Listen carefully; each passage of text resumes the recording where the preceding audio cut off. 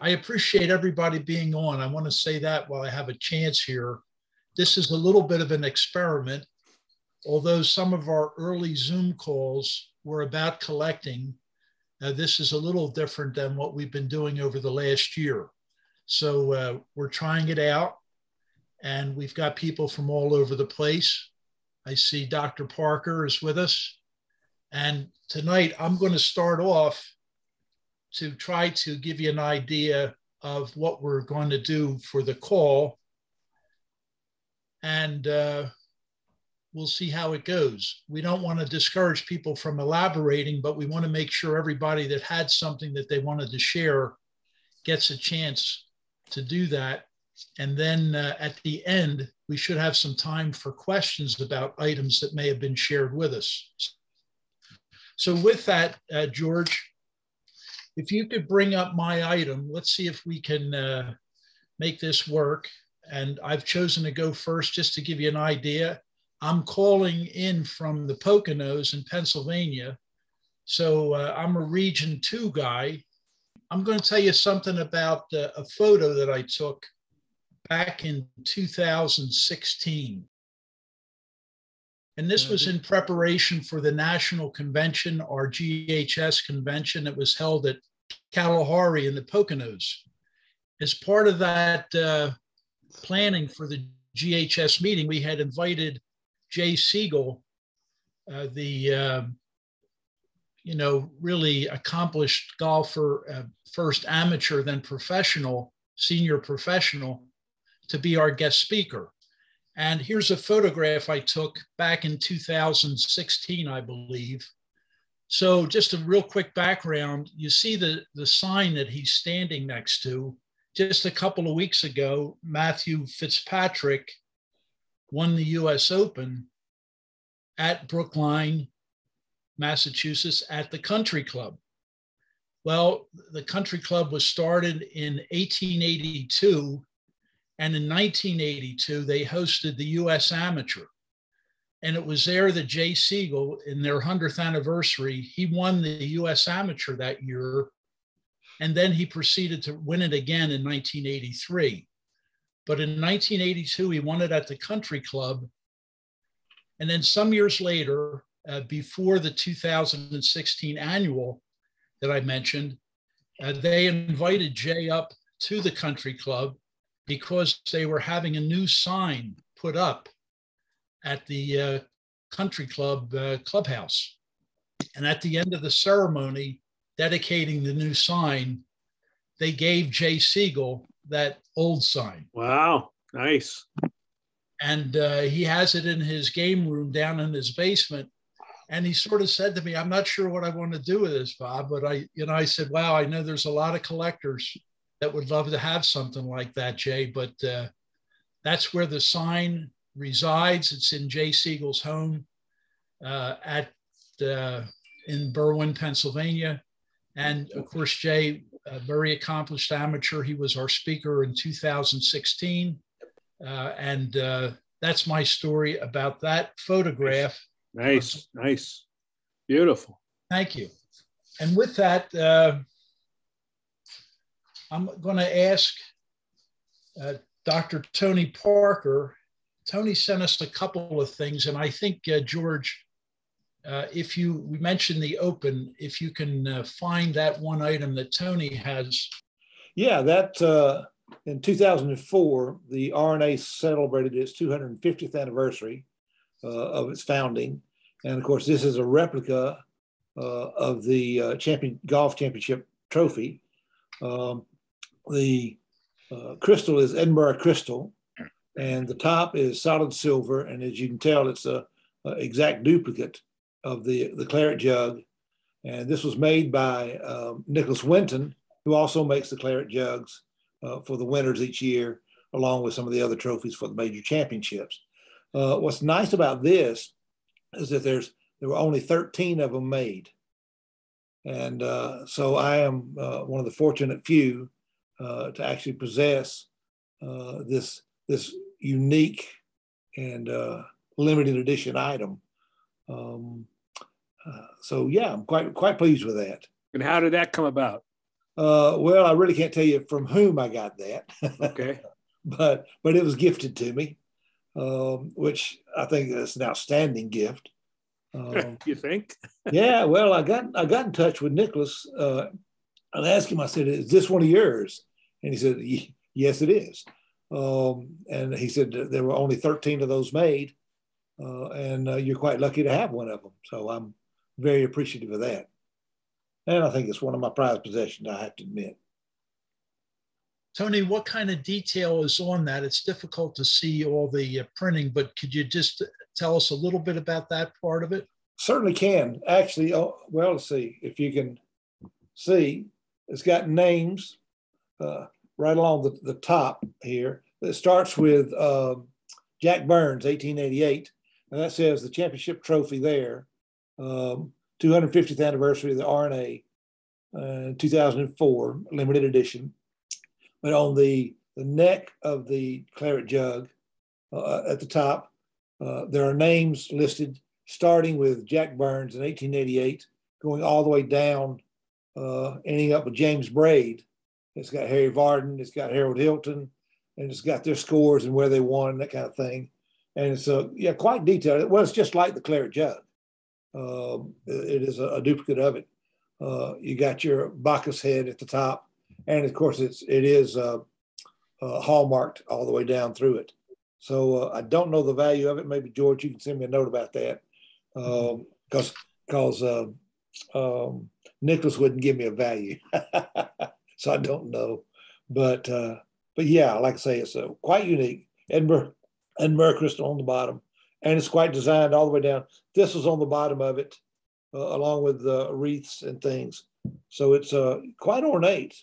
And as you can tell, it's a beautiful, beautiful, beautiful sculpture. That's gorgeous. Yeah. Beautiful. Tony, thank you so much for sharing that with us tonight. And we may come back if people have other questions. We're going to try maybe now to move to Spike Abernathy, George, if we can. Spike sent us a couple items also. And I think we'll see which one we settled on. Can you see the collection, that I have on the wall back here? Yes. Okay. I am a relatively new collector. The first meeting I went to was in Pinehurst, and I'm thinking, was it 4 years ago, Bob? Sounds about right, Spike. Well, I was introduced to Jim Jesselnick by a fellow member of my country club, and they told me about the Michiana Hickory Open.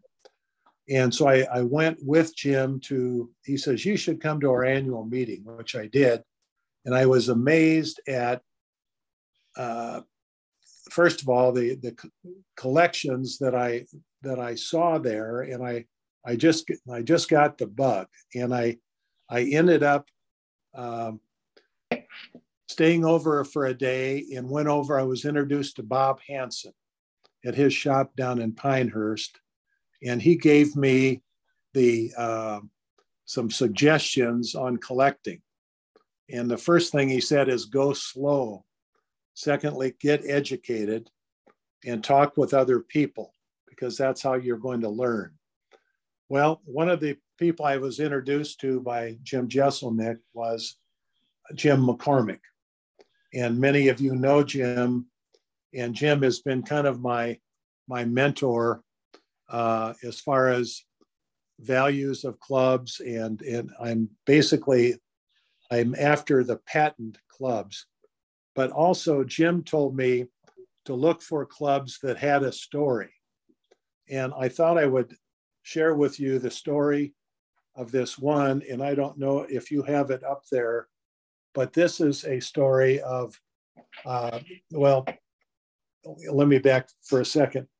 Bob Hansen told me the four main club builders back then, the Philp, Morris, McEwen, and the Park family, especially Willie Park Sr.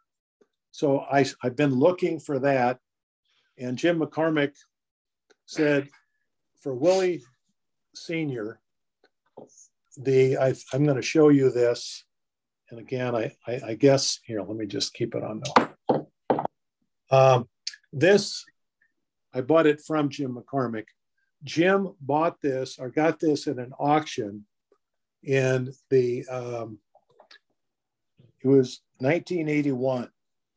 And this is a clique by Willie Sr. And it is one of the few items that Willie Sr. is from 1875, circa 1875, has a shaft stamp on it. So George, the thing that makes this unique, Jim bought it, but the underbidder was none other than Nick Faldo. So Jim was very proud of this club. I think that's why the price I paid for it was probably higher than normal, but it was really, it's a unique club in my collection. I have one other, I don't know time-wise, I have the Morris Club that was in the H.B. Wood collection, which is shown there, but I'll switch back over. This, what the H.B. Wood, Harry B. Wood's book that many of you either have seen or have, Golfing Curios and the like. It has all of his picture of all of the clubs in his collection. But there was one in particular on page 21 that talked about a spoon, a short spoon in 1866 that Tom is a Morris short spoon for Thomas Gilroy, who was still an able, though naturally more mature follower of the game. They were playing at Carnoustie in a competition for a 20 guinea cup and having the misfortune to break his driver. The owner of this short spoon, he gave it to Gilroy, who used it for the remaining 9 holes, and which he shot 36 on because of the sequence. And once again, that is went into the collection of the Harry B. Wood. And Jim McCormick said, I was looking for a Morris club. He said, if you can get a Morris club that also has Harry B. Wood, that's a great combination to think about, one with a story. So both of those had stories, and I thought I'd share them with you tonight. So thanks. Very good, Spike. Thanks very much. And really tremendous clubs. So you're looking for more of those patent clubs as well. Something to keep in mind for everybody on the call. So we want to move now to Scott Pioli. I think Scott's on the call, and he sent us something quite unique. Scott's a very varied collector, been with the organization for many years, and quite a unique dealer also, I think, in sports memorabilia. Scott, can you hear us? Yes, I can.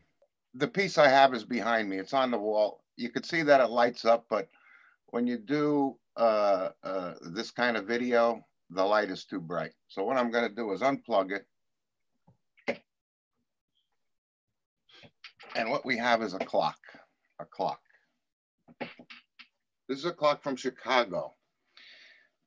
Babe Ahern, golf professional. This clock has 3 stories. The first story is it's an advertising clock, of course, as you can see, for Dunlop golf balls. You guys could all see that, I'm sure. And that's just part of the story. And that was the first part that I liked about it, because I do collect advertising in golf. So the second part of the story is right here, Babe Ahern, golf professional. Now, her family owned this golf course. It was Evergreen Country Club, somewhere in the Chicago area. she just died several years ago at the age of 107. Her family bought this property, and it started with a roadhouse. And they bought more land and eventually built this public golf course, opened in 1924. So, of course, she was of age already. She was working. She loved to golf. She learned to golf. She became a great golfer and became the pro and teacher at the club. That's the second part of the story. And the third part of the story, I think, is probably the most interesting. One of the players at the club who, there are some stories that say he played as the pro there, he played out of the club, but his name was Machine Gun Jack McGurn.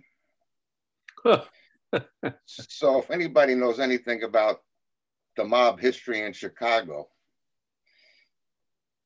Jack McGurn, who had another name, I think it was Geb Hardy or something like that, played golf out of this club. It was a public golf course, and we're talking about the 1930s now. So that third part of the story with Jack is interesting. As a matter of fact, you guys could look later on the golf website, on the GHS website. Fisher actually did a story about exactly what I'm talking about. So Jack McGurn played out of this club, but the interesting part about it was he played in the Western Open in 1933. Now we're talking about a gangster here. We're talking about a guy that they say was in charge of the St. Valentine's Day Massacre. That's awesome. We're Wow. talking about a guy that had 3 bullets put in his head in about 36. So that guy was probably looking at this clock and said, "What time is it?" I mean, this is crazy. Anyway, he became a very good golfer, scratch golfer, and tried to get into the Western, played in the Western Open, played the first 2 rounds, played 1 round. The second round, and now he used this other name. He was known as Jack McGurn, but he used this other name, his real name, Geb Hardy. So the police noticed the name, and they said, something's not making sense here. Long story short, the police go, and the tournament was at Olympia Fields. The police go, they find him on the golf course. I think he's on about the 15th or 16th hole. The police walk up to him and say, "You're under arrest." So his girlfriend, or his wife at the time, says, "Can you at least let him finish?" Anyway, he goes on to shoot an 86. First round was an 83. And of course, the man was arrested. So he didn't qualify. But just in saying that, I've really never had an item that probably had 3 stories to it. That's crazy. And I think this is just, well, of course, it's one of a kind, but, you know, the story was John Dillinger was at this club, at the Roadhouse. Al Capone stopped there. So we got a lot of history standing in my hands right here. And that's my story about this clock. Nice. Great stuff, man. And terrific research. Thanks very much. Beautiful. Beautiful. Okay, we're going to change a little bit of this, and we're going to reach out to Eric Lucy, who I see is on the call. Eric, where are you calling in from? I am in Great Falls, Virginia, just right next to the Potomac here. Okay. Visiting my son and his family. I came directly from Latrobe. Nice. Well, you know, the subject of your item is the Masters, if I can say it that way. And I'm just going to ask you a quick question to see if I can stump you. My brother and I just worked the U.S. seniors at Saucon Valley. And one of the people that we saw come through on a practice round, he played by himself. He had a standard bearer, had his name on it, and he practiced one of the days that we were there. He was a Masters champion. Who do you think that would have been? This was just recently? This last week. playing in a tournament or just?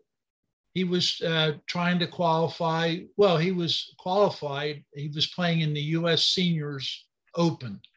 Sam Snead. I don't know, Mike Weir?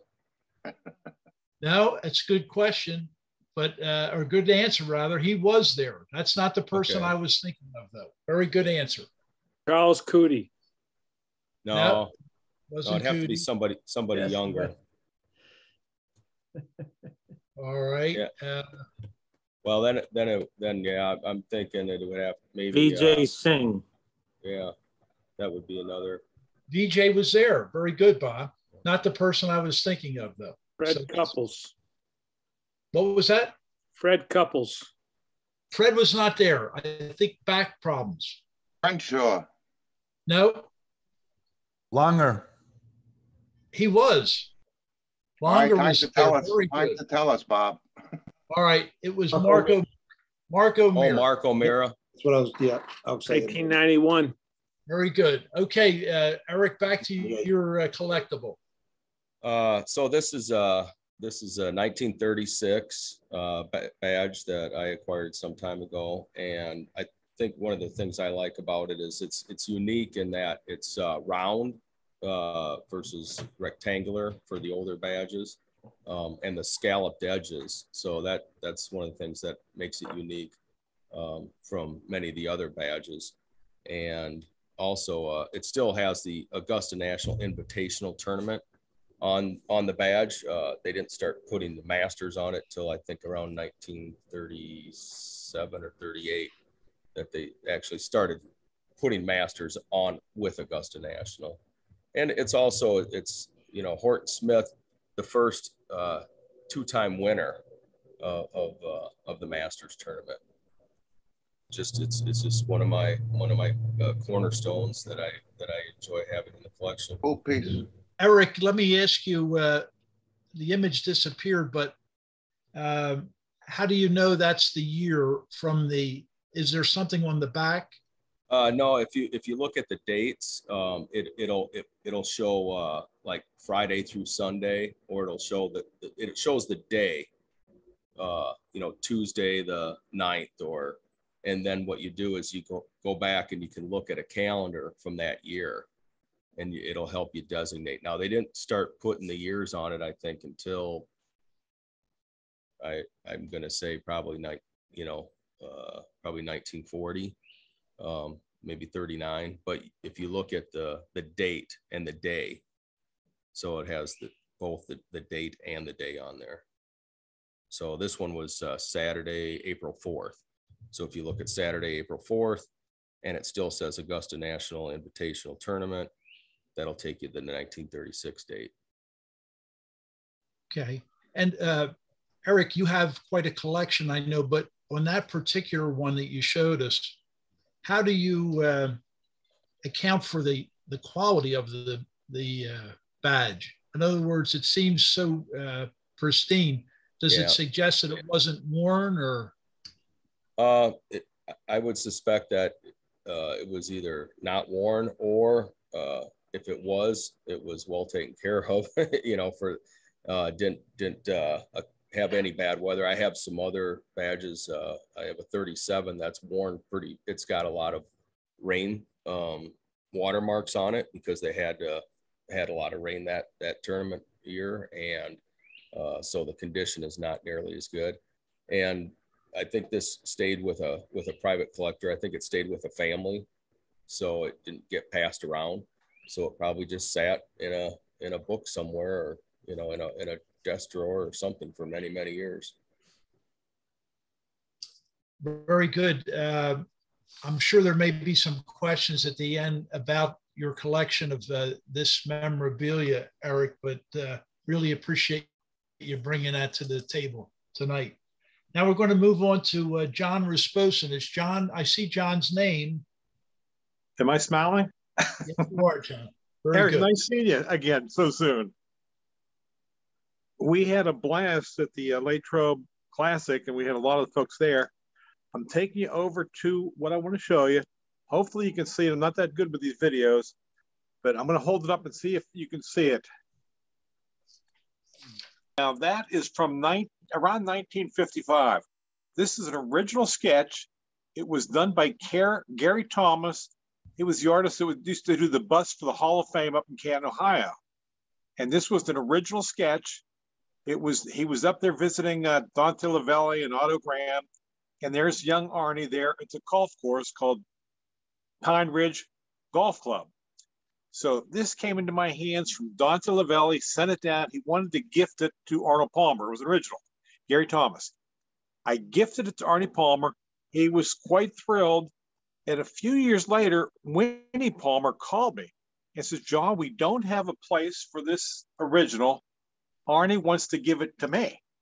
And I said, geez, my gosh, I'll take it. And she said, do you want it personalized or just have him autograph it? So I said, go ahead and personalize it because I'm not going to ever sell it. So I don't know if you can see. To John, best wishes, Arnold Palmer. Yes, very nice. I did make 10 prints. I took the printer, made 10 prints, had him sign it. There are 10 prints. I'm the only one that has the actual charcoal sketch on the original parchment. And again, it's one of my favorites because Winnie called me and said, would you like to have the gift? And she gave it to me. So that was Winnie Palmer, which was live. And later on, if we get a chance, I'm going to show you one more thing that's a favorite of mine, connected with Arnold. This is the original Skins game by Bernie Fuchs. Tell me if you see it. Yes. This is a famous print Bernie did, and you'll see it all over the country. But very rarely will you ever see Gary Player, Arnold Palmer, Tom Watson, and Jack Nicklaus autographing the print. Did those show up all right? Yes, they did, John. Yes. And the way I got that autograph is Arnold Palmer and Doc Giffen and Eric Knows Dog very intimately now. They were drinking scotch and I don't know what else together the last couple of days. Doc Giffen mailed one to each one of those individuals, asked them to personally sign it for one of Arnie's friends, and each one did. After all three, including Tom Watson, signed it, returned the print. Arnold signed it. So there's not too many like that. So I'm proud of all four of the folks signed it. That's wonderful, John. Very, very nice collectible for sure. John, do you have anything else you want to add about the Latrobe event? I know that you mentioned Eric was there. He's on the call with us. Any other things you'd like to reflect on? Well, I should say Eric is even nicer in person than he is on a Zoom. The guy has personality, and it was quite incredible. With our outing at Latrobe Country Club, we had about 55 of our GHS members or friends there. During this 2 or 3 month process, about 25 people signed up to become members of GHS. And it was quite an inspiring, fun activity. I was busy all the time. And if anyone could add anything about the visit, it's Eric, because he was there early. He played, he gambled, he drank. I think he did more than I did. Eric, can you add anything about the event? I'll be brief. I just say that if you have the opportunity to go there, if you haven't been to Latrobe, make sure you go. I'm sure John will be talking a little bit about Doc Giffen Day. That'll be coming up end of August, I think it is. August 29th. Yep. And just that whole Youngstown and Latrobe area, just the people are very genuine, very sincere. And it's just really neat to walk in a small community and spend time in a small community. And I met a lot of people at the Tin Lizzie, just started chatting people up that, they grew up in the area, worked in the area, taught in the area, and really enjoyed myself. And the beauty of that area was really nice too. John and Eric, thank you. We're going to move on now. We had a interesting call today, and I believe George has the image. We heard from Kurt Wagner from the Atlanta area, I believe. Tell us a little bit about where you're calling from, Kurt, and tell us about yourself. Well, good evening to everybody. I've enjoyed this Zoom so far. It's been wonderful. I'm not really a deep collector of golf equipment. I've always been playing golf. And what you're seeing here is the preparation to put all these player badges in a framed picture frame. And I had to write recently a bio of myself, and I labeled that bio, titled it Family, Flying, and Golf. And yeah, I'm very proud of my family, 2 children, a lovely wife sitting here beside me of 61 years. And secondly, flying. I flew airplanes for 55 years, which is very unusual. U.S. Air Force, and then Delta Airlines for 32 years, then my own private airplane. And thirdly, in the title of the bio is golf. And I was very fortunate to have a career where I could play a lot of golf. And what you're seeing here on this photo is 19 times I played in the USGA event, i.e. US Open, USAM, Mid-Am, Senior Am, Senior Open. The silver-looking medals, 10 of them, I was low qualifier, either local or sectional, 10 times. And in the meantime, I had the privilege of going over to Scotland, the UK, and played in 10 British AMs and then 10 British Senior AMs. And I qualified, played the British Senior Open, and I jumped on the airplane, went down to Cape Town, South Africa, and played the South African AM. But the better golf tournaments that I played was the World Airline Golf Tournament.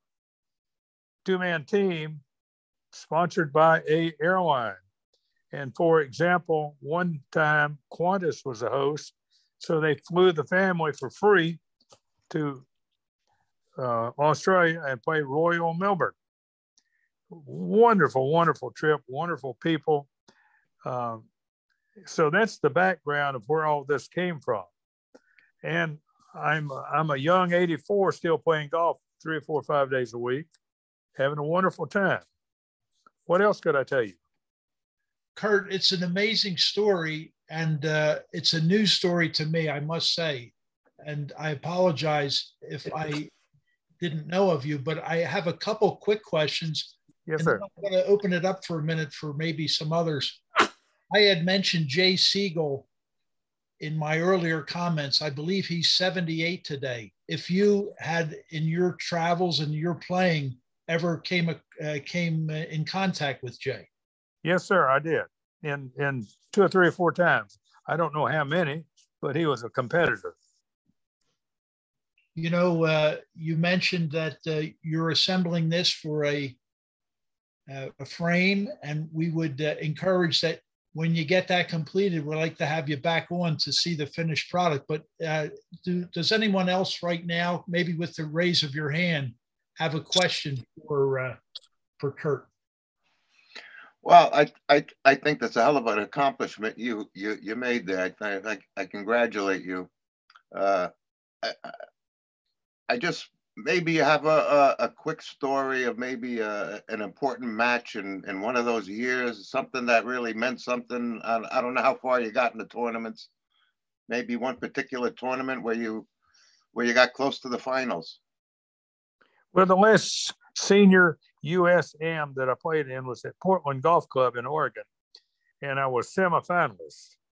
Then one of the great finishes I had was in the UK, Southport and Ainsdale, and I was runner-up to a Scottish gentleman by the name of Charlie Green. So I was runner-up over there, and the RNA was very proud of me for being there at my age doing that. But, you know, I never really got into golf that deep compared to flying airplanes, because not only did I do it from the love of aviation, but that's how I made my living. Golf was second, actually third after family. So that's, if anybody is interested in hearing the background of some guy like me. Recently, a travel agency here in Peachtree City, Georgia, which is just south of the Atlanta airport, I did a podcast, and you can hear it on YouTube, Google, by going to Travel Royally episode 22. And it gives a lot of background because these folks wanted to know more about playing golf in Scotland, which I played 50 golf courses or more. And it's kind of interesting to run across somebody that has done all that. So what else can I tell you? You said Travel Royally. And what was the episode, Kurt? Episode number 22. 22. One other question comes to mind. One of our members, Paul Biosini on the West Coast, he has a quest to play, to shoot golf at his age or lower, more than anybody in the world. And he's, well on his quest. So with your age, Kurt, and you say you're still playing actively, does that happen pretty regularly for you to shoot your age? Oh, just about every time I play. Right now, my handicap index is 7 2 days ago. Wow. So it's a regular program for you. Are you keeping track of how many times? Believe it or not, I put a scorecard in a shoebox in my coat closet. Just kind of save it for the grandkids and great grandkids. They'll say, that old dude played a lot of golf. That's a wonderful story, Kurt. We're so glad that you hopped on. We're going to move on, though, but really an interesting story. And maybe if somebody has a question at the end for you, they'll come back to you. We also have a couple more people that have sent in some things ahead of time.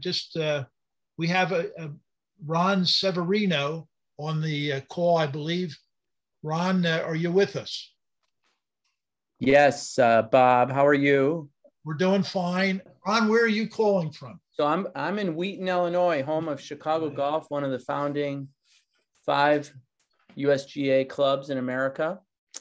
We just talked about Brookline, the country club was one of the other ones. Okay. And had the opportunity, you guys may know that Chicago's home to some sports companies, right? Including golf manufacturing companies. And this was a gift to me. It's a Tom Watson grind, a Ram rake wedge that he used through much of his career. You all know that Tom Watson was a great wedge player. And I got it signed by him at an outing that he participated in. It was a fundraiser here at a place called Cantini in Wheaton, where I play a lot with my son. And I grew up at Chicago Golf as a caddy, and my dad was a member there. So that's kind of my golf roots. Love the game. And I was fortunate enough to meet Tom, and he was kind enough to sign this wedge. Yeah, it's a beautiful, beautiful wedge, a great signature and a great story. Ron, do you collect other things? A little bit, I've got a couple of, Fowlis golf clubs. James Fowlis was from Chicago Golf, and St. Andrews, of course. So I've got a few things. Yeah, but certainly I'm a lot younger than the gentleman who preceded me here tonight. Ron, very interesting. So you're a member of the GHS, right? Yes. Okay. How long have you been a member? A little bit off and on. So one of my friends who's just turned 92, you guys might recognize Bob Hammerschmidt. I don't know if you remember Bob from Wheaton.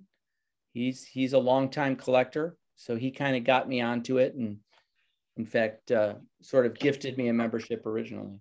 Wow, that's great. And we're very glad you're on the call tonight, Ron. I'm going to call on the Skull.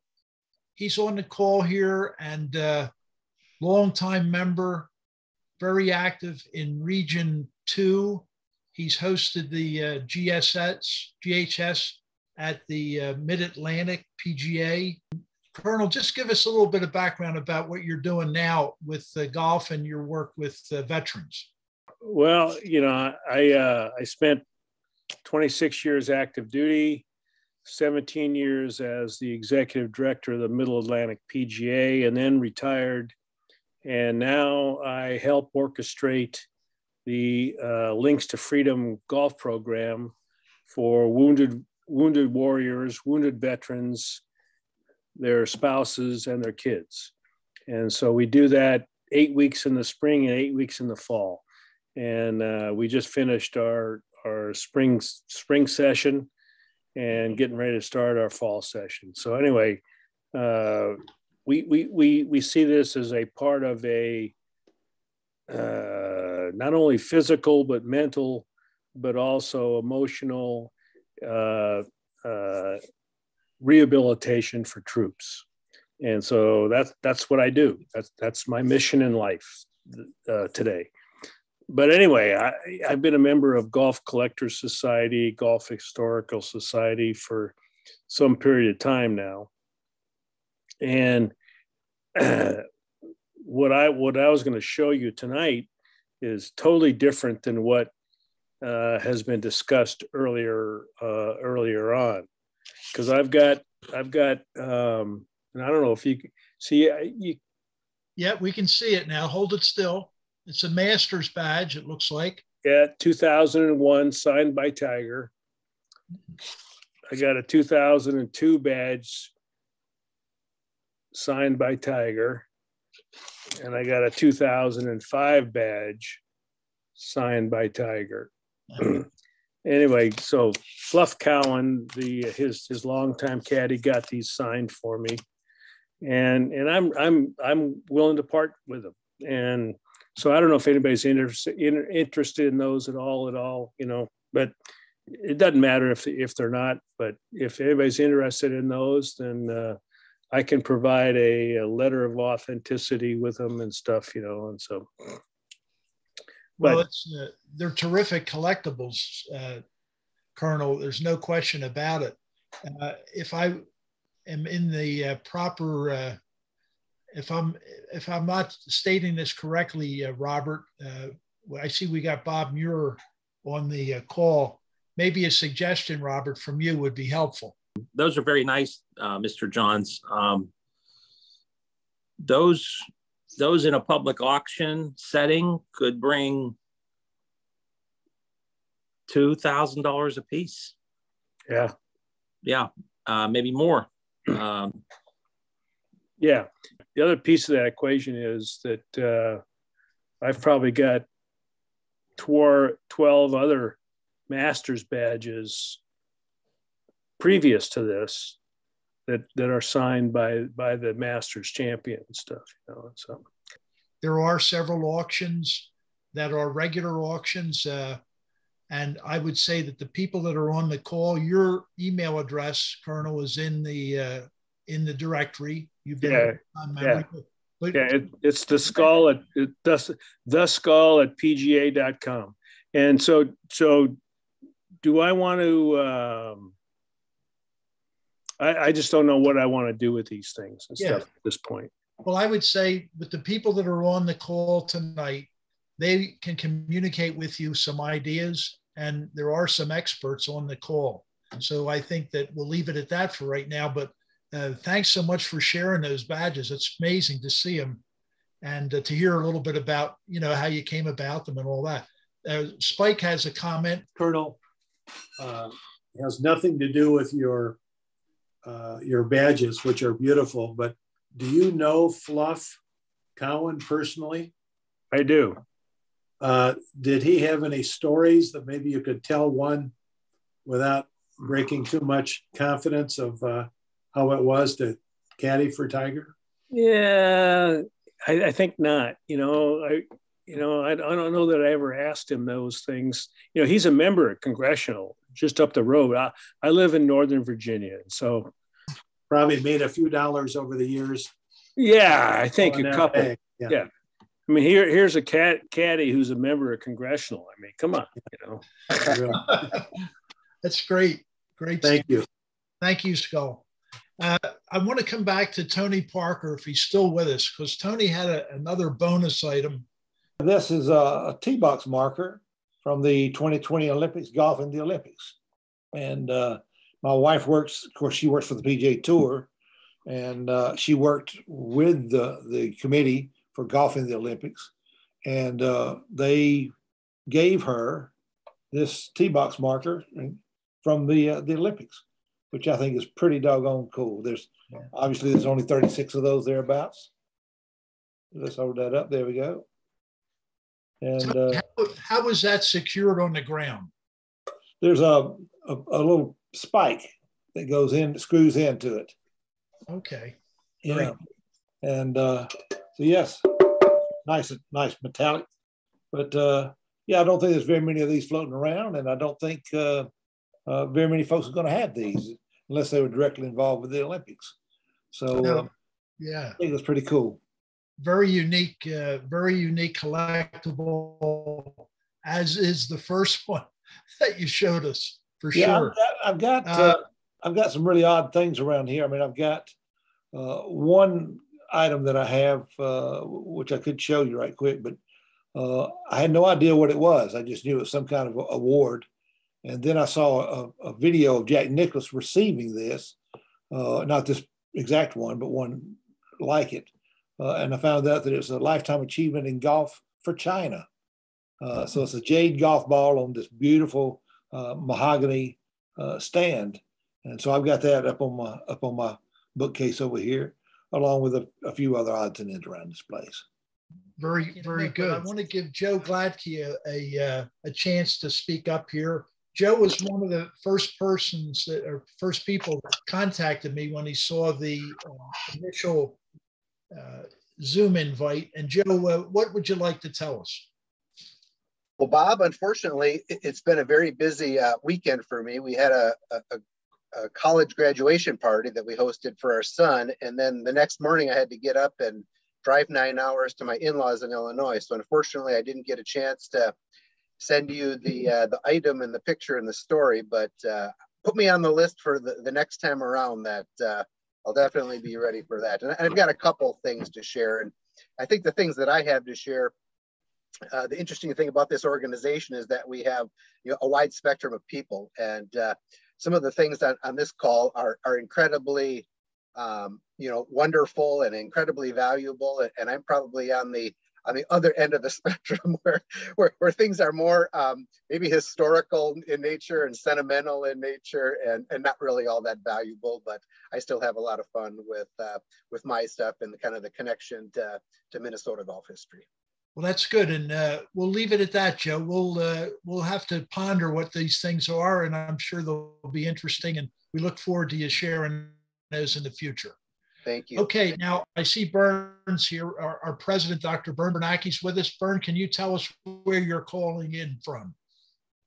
I'm calling from the patio at home in Pittsburgh after a wonderful day off in the garden helping out with Mary. And it's great. And kind of chilling out after we had an extremely successful Latrobe weekend. That's what I'm doing. Great. And did you have anything you wanted to show us, Bern, that I saw Wilson's staff? Two quick things first. First of all, congratulations to you, Bob, for the idea and pulling this off. We should do this once a quarter. We could probably do it every week. And the other thing is, happy birthday, Bob Geddes. Okay, thanks, Bern. Yeah, a little bit behind, but pretty close. We see Wilson's staff. Tell us about it. Well, you guys have all lost golf balls, correct? Yes. Well, we've all found golf balls, correct? Yes. Have you ever heard of a golf ball finding you? No, tell us more, Bern. This golf ball found me. I have a patient who is moving, so he wanted to give a going away present, and he gave me a putter that belonged to his grandmother, who was Opal S. Hill. And Opal S. Hill is a founding member of the LPGA. And that blew me away, and I didn't want to accept it. That would be very valuable, but that family insisted that I take it. So I said, okay, I'll find a home for that, and we'll work with our lady friends in the LPGA because that'll have a proper home one day. And he also pulled out of his pocket this box that I was showing you. And inside the box was something that I thought was interesting. his grandmother, Opal S. Hill, asked a certain sign a golf ball, and the athlete wasn't real enamored of signing golf balls because he was very particular about his signature. And his name was young Arnold Palmer. And young Mr. Palmer was a little reluctant, but grandmother Opal S. Hill insisted. And, accordingly, the gentleman, Mr. Arnold Palmer, signed the golf ball for Opal S. Hill. So this golf ball came into my office and found me as a gift from my patient whose grandmother was Opal S. Hill. So how's that for a collectible and a story? Wow, what a nice connection, Vernon. A wonderful thing to have. Excellent. All in under 2 minutes. Who's next?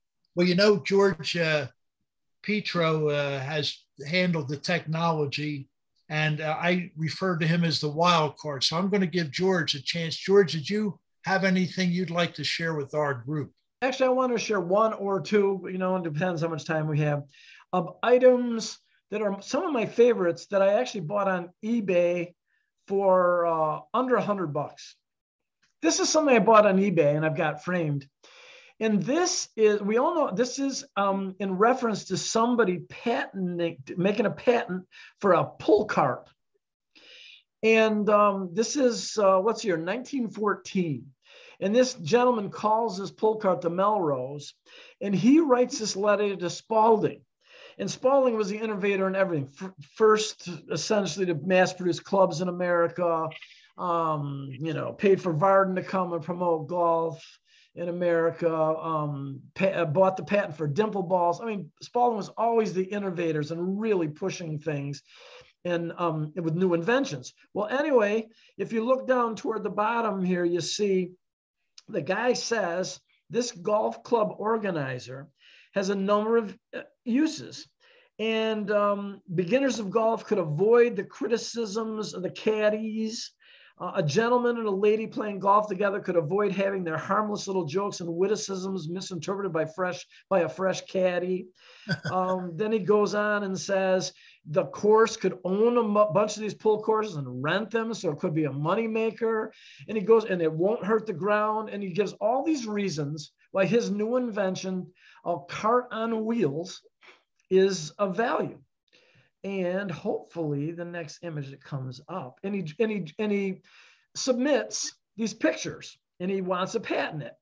And there's this pictures of this pull cart on these big bicycle wheels, and there it is.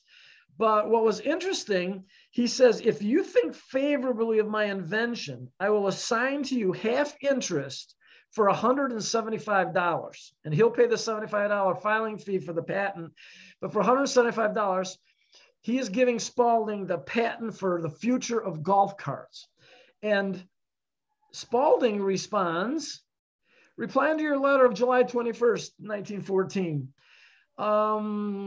We beg to advise with regret that after considering your invention, we believe it not interesting to us, either from a manufacturer or sales standpoint, our attitude being based upon the feeling that the demand for an article such as this would not warrant the expense of exploitation. So they turned them down for $175. They could have had the first patent, but instead, a year in 1916, the John Deere, this is patented by John Deere Cady, who is with John Deere, a family member, patents the exact same thing, looks identical, and they made millions of dollars on the patent. So Spalding blew that one. So I thought that was one of my fun things. And that cost me like $60 on eBay, and I've got it framed. I just love all his drawings and his things for a golf cart and why he thought it should be good and why Spalding turned it down. The second one, which cost me, I think, $110 2 years ago, was this trophy that came up, and it says first prize putting contest 1908. It's not important as to who won it. It's Miss Stewart won it. But when I saw this on eBay, it says presented to the Arlington Country Club by Mrs. S.P. Bush. And I saw that and I went, Bush? Could it possibly be a Bush? Like a President Bush family? And I go, Arlington, maybe that's Arlington, Virginia, that's tie into Washington, D.C. I didn't know. So I hit buy it now instantly, didn't even want to research it. And so I got it sent to me a couple of days later, and turns out she indeed is her name is Mrs. S.P. Bush. Her husband was Samuel Prescott Bush. He was the co-founder of Scioto Country Club. Arlington was in Ohio, and the whole family is, the whole Walker Cup and everything else. So for $100, I have this family heirloom of the Bushes. She was, they were into golf back in 1908, and she presented the trophy for the putting contest. So that's one of my little favorites for $100. Neat stuff, George. What was that at the bottom of the trophy? It looked like a grip or something. Could you bring the image back? That's a reflection of me, probably, because it's really hard to photograph silver. You got to, and I only had like 4 minutes before 10:07 to take that picture, so I couldn't take my image out. Keep looking wherever you can look. It's amazing what, $25 or $50, $100 item really can float your boat. Well, I think that goes back to Joe Gladkey's point, that not everything has to be an expensive item to be a very valuable item to the collector, for sure. Bob, Bob Muir has a comment. Please, Bob. Thanks, Robert. A few years ago, I picked up a head cover with the initials BH on them. And this is the initials, and this is the head cover. Okay. So you may imagine who that might be. Well, it's amazing how all of us connect dots. I heard Spike talk earlier about how he connected the dot with his club, and other people this evening, George with the Bushes, and Scotty with the evergreen clock with the triangle stories. So here we are with this BH head cover, and I'm going through my material at my house. A few years ago, we had a Region 1 show that was put on by Scott Pioli and George Petro. And while we were there at the USGA Museum, I bought some postcards. The USGA sells postcards. Well, this is a postcard of 2 Ben Hogan woods at the USGA Museum and 2 head covers. Now, these are pretty heavily used head covers. And I don't know if you can see BH. Yeah. Amazing. And the buckle, and then the number. Well, I see the 3. What's the other? It's part of the set. Wow. Unbelievable, Bob. And I just stumbled on it, all because of connecting dots like everyone else does here. And kind of made my day, and happy to share that story with you. Keep looking, keep connecting dots. Let's keep having fun. This is a good evening. Thanks, Bob, for putting it on. And thank you, George. Thank you, Bob. And thanks, everybody, once again. And with that, we're going to say goodnight. Anybody who wants to hang on for a minute or two, that's fine. But I think that ends our call for this evening. Thank you. Nice, Bob. Thanks, Bob. Thanks.